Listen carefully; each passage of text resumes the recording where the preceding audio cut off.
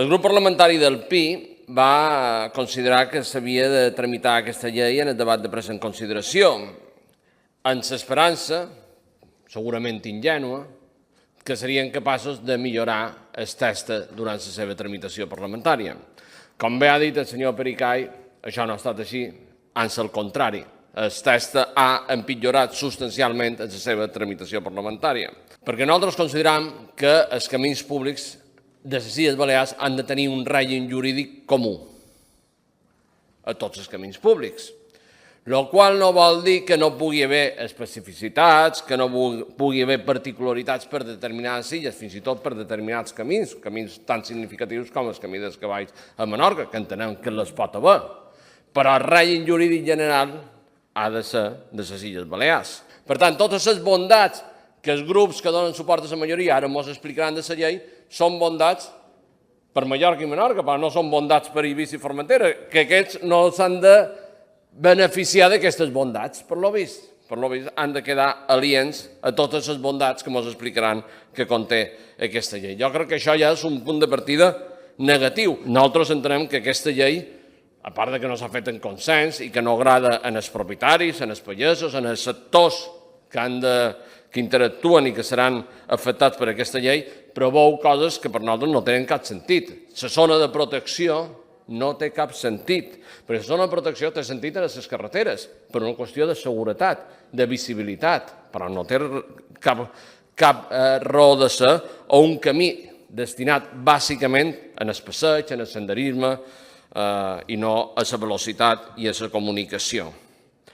Per tant, nosaltres entenem que la zona de protecció s'hauria d'haver eliminat i tenim esmenes al respecte d'aquesta llei, com entenem que s'hauria d'haver eliminat la possibilitat d'expropiació per les rutes senderistes, perquè entenem que les rutes senderistes, si han d'existir i han de passar per nous traçats o per camins privats, evidentment això ha de passar per un acord amb la propietat privada i no per imposició per part de l'administració pública, que és, en el final, amb subterfugis i amb maquillatge, el que passa amb aquesta llei, perquè és vera que durant el tràmit parlamentari han llevat la paraula expropiació, però la facultat expropiatòria ha quedat intacta en el text de la llei.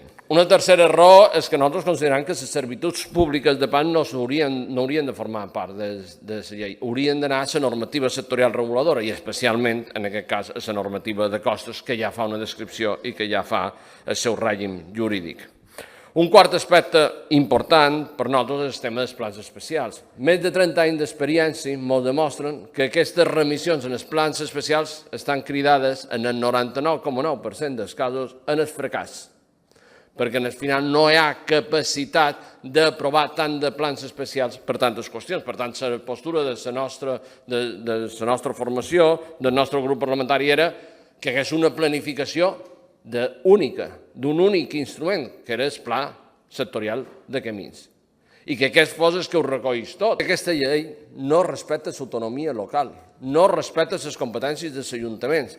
Aquesta llei erigeix en el Consell Insular amb amo i senyor dels camins, dels que són del Consell Insular i dels que no són del Consell Insular.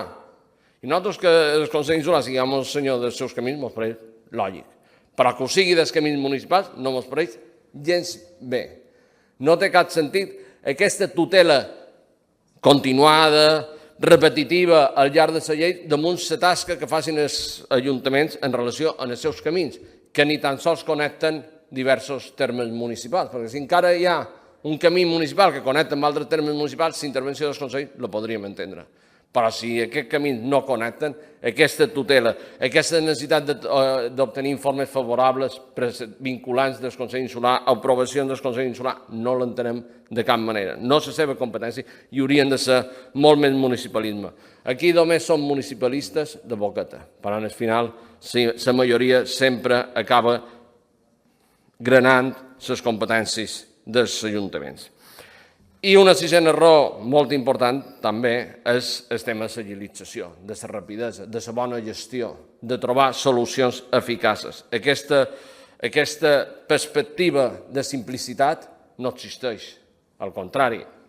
M'he referit als plans especials, que són un clar exemple d'aquesta permanent burocratització, d'aquesta permanent dificultació de la gestió del territori i, en aquest cas, dels camins. Nosaltres entenem que això no resoldrà els problemes que tenim de camins.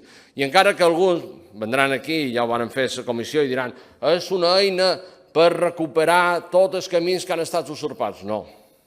Els camins que estan usurpats o que hagin pogut ser usurpats, que no n'hi ha tants, però és que n'hi hagi, en tot cas, ja existeixen instruments jurídics perquè siguin recuperats per l'administració competent. I ja vaig explicar a la comissió, i ho vull reiterar, que el domini públic, i els camins públics són domini públic, és imprescriptible. No se pot adquirir, encara que s'hagin usurpat fa molt d'anys. Per tant, la capacitat recuperadora de l'administració existia abans d'aquesta llei i després d'aquesta llei. Aquesta llei, en aquest sentit, no innova gairebé res. Hauríem pogut fer una bona llei. El PI vol que existeixi una llei de camins públics a les Illes Balears, i per totes les Illes Balears.